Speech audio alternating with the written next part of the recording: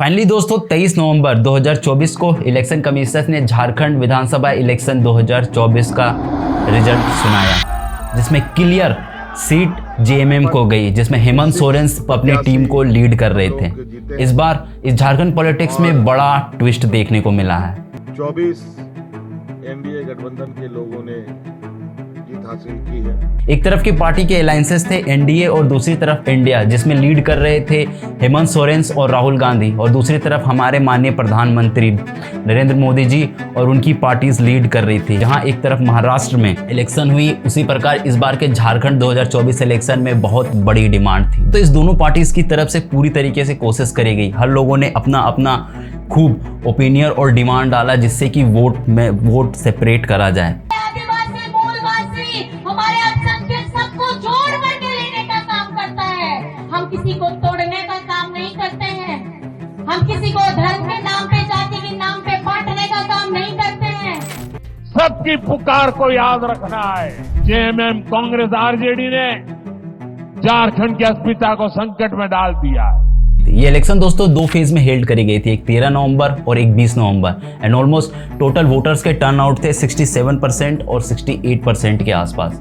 अब बिलीव करोगे 2000 के बाद से जब झारखंड सेपरेट हुआ है तभी तक में सबसे ज्यादा वोटर टर्नआउट इसी ईयर में देखने को मिला है। ओवरऑल 81 में फाइट हुई थी, जिसमें इंडिया के अलायंसेस ने 56 सीट कवर कर लिए और इससे झारखंड में फाइनली जाके फिर जेएम की सरकार बन गई। वैसे अगर आप देखो तो इस झारखंड का एक्सपोजर ज्यादा रहा नहीं है, लेकिन इन पॉलिटिकल एक्टिविटीज के कारण इसे पिछले 1-2 साल में बहुत एक्सपोजर मिला है। और सही में इस बार का 2024 विधानसभा इलेक्शन और झारखंड के इलेक्शन से काफ़ी अलग था। इस बार के इस झारखंड के पॉलिटिकल ट्विस्ट को थोड़ा और बेहतरीन तरीके से समझते हैं। आखिर सरकार ने क्या जिम्मेदारी उठाई है और अब सरकार को आगे क्या करना चाहिए। ऐसा जनता, हम और आप जैसे लोग, झारखंड के लोग अब क्या देखेंगे आगे, इस वीडियो में समझते हैं।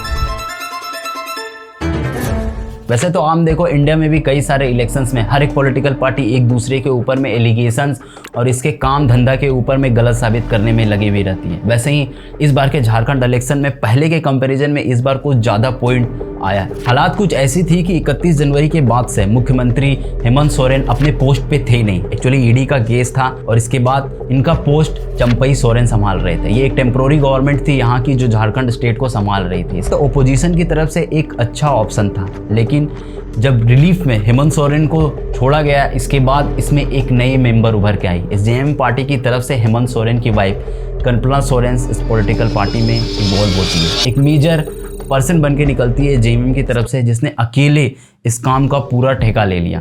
कहो तो कई सारे कैंपेन्स चलाए, लोगों से मिला, बात करे, और जितनी भी ऑपोजिशंस की तरफ से एलिगेशंस लगाए गए थे इस पे खूब अच्छे तरीके से काउंटर करा। काम करता है। हम किसी को तोड़ने का काम नहीं करते हैं।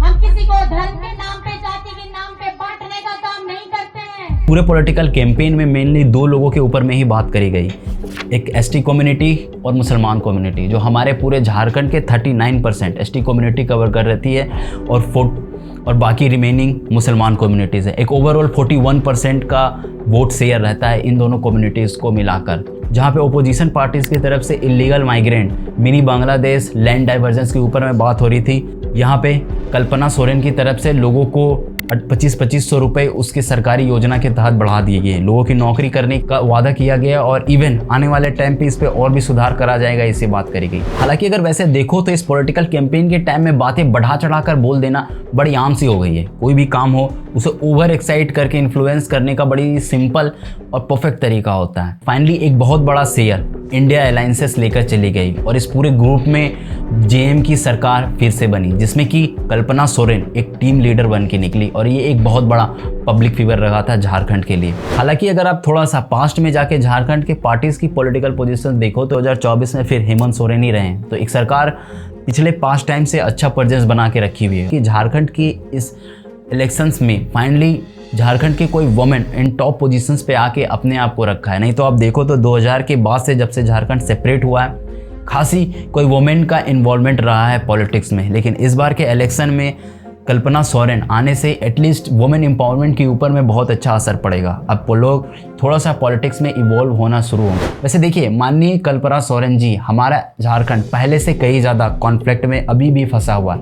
Urbanisation, environment, culture, education, health और इवन रोज़मर्रा ज़िंदगी में प्रॉब्लम पहले से भी कई अधिक देखे जा रहे हैं। 14 अक्टूबर के ट्वीट के बाद से जो सुविधाएं आपने दी है, इससे आम जिंदगी में और भी कई सारे दिक्कतें देखे जा रहे हैं। जरा एक बार खुद ही सोच के देखिए, इस पॉलिटिकल कैंपेन में जो आपने बात बताई कि 2500 रुपये मैया सम्मान में अब बढ़ गया है, 2011 के सेंसस के बेसिस पे ऑलमोस्ट 1 करोड़ ऐसे महिलाएं हैं जो अभी वर्किंग कंडीशंस पे नहीं हैं।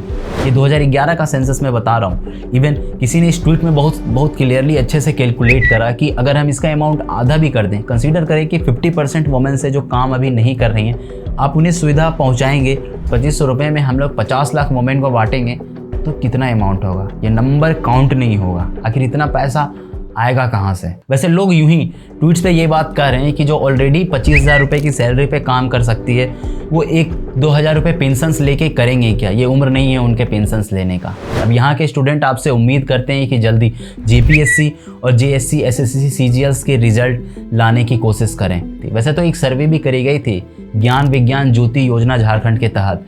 इसमें 136 स्कूलों में जाकर सर्वे करा गया था अक्टूबर और नवंबर के महीने में। ये 2022 की बात बता रहा हूँ मैं, और डेटा देखने वाली चीज़ है। इस 138 स्कूल के सर्वे के बेसिस पे देखा जाए तो 55% पारा टीचर हैं जो ऑलरेडी इस स्कूल को चला रहे हैं। ये प्राइमरी लेवल पे है, और अपर लेवल पे 37% पारा टीचर ही हैं। और ऑलमोस्ट 90% ऐसे स्कूल है जिसमें सिंगल पारा टीचर अवेलेबल हैं, सिर्फ सिंगल पारा टीचर। और इसके बाद भी क्या, इन पारा टीचर्स के बीच में नंबर ऑफ मेल्स की संख्या ज़्यादा है, फीमेल्स कम है। तो 53% ऑफ द प्राइमरी स्कूल और 19% अपर प्राइमरी स्कूल्स में एक पपिल टीचर्स काम कर रहे हैं, एक ऐसे शिक्षक जो अभी अपनी पढ़ाई ही कर रहे हैं और अभी शिक्षक में। इन सब शिक्षकों के लिए भर्ती और इनका पारा टीचर्स का गवर्नमेंट होने का काम आपके लिए अभी बाकी है। वैसे ये जो सिंगल टीचर वाली बात थी, गिरिडीह, गढ़वा, दुमका, पलामू, धनबाद, चतरा, रामगढ़ एंड कुंती जैसे स्टेट में देखने को मिला। धनबाद में तो एक स्पेशल केस भी देखने को मिला, इसमें एक सिंगल ही टीचर है। एनी हाउ अगर इस टीचर को ऑफ लेना पड़ा तो हो सकता हो कि इस स्कूल को उस दिन बंद करना पड़ेगा। आपको सुन के यह समझ में आ रहा होगा। मैं इस पूरे पीडीएफ का लिंक कमेंट सेक्शंस में ड्रॉप कर दूंगा या पीडीएफ डिस्क्रिप्शंस पे डालूंगा, आप इसे एक बार जाकर जरूर देखें। वैसे अगर देखा जाए तो जो लोग ऑलरेडी इस कंडीशन में हैं उनकी बात अलग हो जाती है, लेकिन उसके बाद जो और अदर पॉपुलेशंस के लोग हैं, जैसे हम लोग एज ए स्टूडेंट अपने आप को माइग्रेट करना ही बेहतर समझें। इस टाइम पे मैं 2019 में झारखंड को लेफ्ट करा अनएम्प्लॉयमेंट के कारण।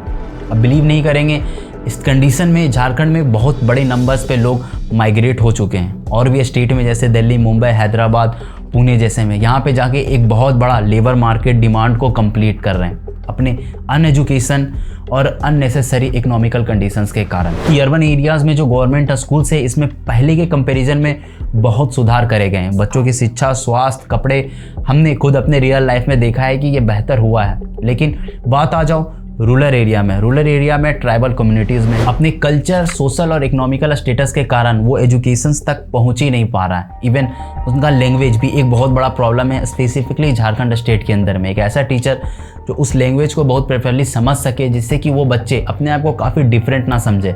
यहाँ पे अभी भी झारखंड स्टेट के अंदर में जो ट्राइबल कम्युनिटीज़ के लोग हैं, इसमें कमी उम्र में शादी करते हैं और अपने रोज़मर्रा की ज़रूरतों को पूरा करने के लिए काम करने में जुट जाते हैं, जिससे कि एट द एंड ये लेबर मार्केट के हाथ में चले जाते हैं। हालात इतनी बुरी हो जाती है कि मजबूरन आने वाले टाइम पे अपनी ज़रूरतों को पूरा करने के लिए स्टेट छोड़ना ही पड़ता है। और यही एक कारण भी बनता है कि झारखंड में मेजॉरिटी पॉपुलेशन एक लेबर मार्केट में कंट्रीब्यूट हो रही है या फिर अपने आप को यहाँ से माइग्रेट करना ही बेहतर समझती है। जैसे अगर देखो, हम और हमारी सरकार को ये बात इतनी अच्छे से पता है, तो सरकार को ये भी पता है कि मेजॉरिटी ऑफ द ऑप्शन रोजगार का कहाँ पे। हमारा झारखंड एग्रीकल्चर और मिनरल्स के लिए जाना जाता है, और मिनरल्स के मामले में कोल माइनिंग और इंफ्रास्ट्रक्चर जैसी चीज़ें इवॉल्व कर गई है। नो डाउट हमारे झारखंड इंडिया का सबसे बड़ा मिनरल एक्सपोर्टर है। यहाँ कोल, आयरन जाता है। ऑलमोस्ट 40% इंडिया का मिनरल्स यहीं से एग्जीक्यूट होता है, जो ऑलमोस्ट 3 लाख लोगों की नौकरी रखता है। आखिर कुछ नहीं से कुछ करने के लिए लोग जल्दी से जल्दी इस माइनिंग में अपने आप को लगाते हैं। लेकिन ये ध्यान रखने वाली बात है कि ये नौकरी एक हाईली इंटेंस लेबर वर्क है। एक टाइम के बाद लोग अपना काम इस जगह पे नहीं कर पाएंगे। यहाँ पे जो BCCL जैसी कोल माइनिंग कंपनीज और प्राइवेट कंपनीज इवॉल्व है, इनके लिए तो करेंट सैलरी फिक्स है, लेकिन जो लोग साइड से माइनिंग कंपनीज में काम करते हैं, ट्रक लोडिंग में, आपने देखा था राहुल गांधी इन वीडियोज़ में इनकी बात कर रहे थे, ऐसे लोग, बच्चे, बड़े, बूढ़े, इवन बहुत बड़ी फैमिली इस काम पे लगी हुई है और इनका ना कोई पेंशन है, ना कोई रोजगार है और ना कल के लिए कोई दूसरा ऑप्शन है। ज़रा सोच के देखो कि कभी भी ये माइनिंग अगर बंद होती है या सरकार की तरफ से कोई पर्टिकुलर डिसीजन आता है तो आखिर ये इंसान कहाँ जाएंगे। वैसे तो ये बात सही बात है कि आपके कैंपेन में इन लोगों के बारे में कोई बात करी नहीं गई कि जो रोज़मर्रा की ज़िंदगी में इतनी बुरी हालात से अपना पालन पोषण कर रहे हैं। आपको इनके बारे में भी सोचना चाहिए। ये बात तो आपको पता ही है कि पिछले लंबे समय से झरिया में रहने वाले लोगों की क्या हालात है। ज़मीनें जल रही हैं, लोग इसी कंडीशन में अपना बस रोज़मर्रा की ज़िंदगी काट रहे हैं। कोयले से अपना रोज़गार चल रहा है और आज कमा रहे कल खाने के लिए। कल के बाद परसों से अगर इनसे पूछा जाए तो दूसरा कोई ऑप्शन नहीं दिखता। वैसे हम जैसे लोग भी आपकी लीडरशिप के अंदर में एक लंबा समय गुजारे हैं। ये 20 साल मैंने झारखंड में बिताया, जिसमें आपके दिया हुआ चावल, आपके गवर्नमेंट स्कूल्स में शिक्षा, आपका खाना और आपकी दी हुई किताब हम लोगों ने पढ़ी है, जिसके बाद हम आज यहाँ तक पहुँचे हैं। लेकिन प्रॉब्लम सिर्फ इतनी सी है कि ये चीज़ें कंटिन्यू नहीं होनी चाहिए। आगे जो 20 साल पहले प्रॉब्लम थी वही प्रॉब्लम आज भी लोग फेस कर रहे हैं। लोग फिर वहीं जा रहे हैं जो अपने काम में वो पहले गए थे। एक आम जनता फिर भी वही प्रॉब्लम में फंसी हुई है जहां वो पहले थे। वैसे हमें उम्मीद है कि इस पॉलिटिकल कैंपेन में दिए हुए बातें पे आप खरा उतरेंगे। इस वीडियो को ख़त्म करते हुए मैं एक लाइन फिर से याद दिलाना चाहूँगा, इन्हीं सब प्रॉब्लम्स के कारण हमारा झारखंड एक मल्टी डायमेंशन पॉवर्टी फेस कर रहा है। बिहार के बाद झारखंड ही एक ऐसा स्टेट है जिसमें इससे कंडीशंस देखे जा रहे हैं और हमारी सरकार चाहे तो इसे सॉल्व कर सकती है। हम उम्मीद करेंगे कि हम आने वाले 4 साल में एक नया झारखंड देखेंगे। जय जोहार, जय झारखंड। धन्यवाद। आपसे हमारा एक ही गुजारिश, झारखंड देश का सबसे गरीब और पिछड़ा राज्य, हमारी हर प्रयास है कि इस गरीब पिछड़े राज्य को एक समृद्ध और मजबूत राज्य